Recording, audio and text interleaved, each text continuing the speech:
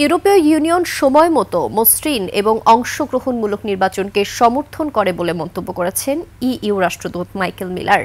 মঙ্গলবার রাজধানীর আগারগাঁওয়ে নির্বাচন ভবনে প্রধান নির্বাচন কমিশনার এএমএম নাসির উদ্দিনের সঙ্গে বৈঠক শেষে এই কথা বলেন তিনি। মাইকেল মিলার বলেন, ইউরোপীয় ইউনিয়ন সময়মতো মসৃণ এবং অংশগ্রহণমূলক নির্বাচনকে সমর্থন করে।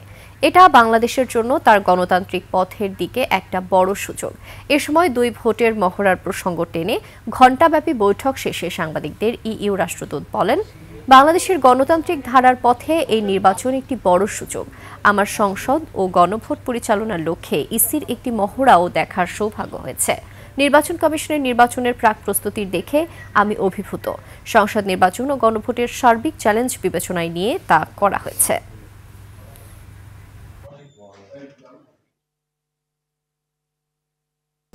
As you know, the European Union supports timely, smooth and participatory elections, and we see in such elections the great opportunity for Bangladesh to reset the narrative in terms of its own democratic path. দর্শক, নির্বাচন commission থেকে যুক্ত হচ্ছেন সহকর্মী মানিক শিকদার।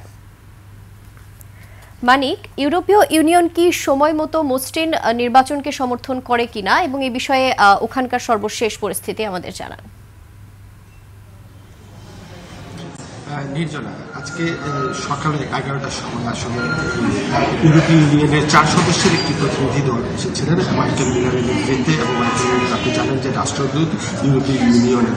আমরা যে বৈঠকটা হলো এবং বৈঠকের পরবর্তীতে উনি একটি ব্রিফ করেছেন এবং সেখানে তিনি বলেছেন যে বাংলাদেশের আসলে গত প্রায় 15 বছর পর একটি নব অধ্যায়ের সূচনা হতে যাচ্ছে, যেখানে সব মানুষ, সাধারণ যারা মানুষ আছে তারা আসলে নির্বাচনে অংশ নিতে পারবেন।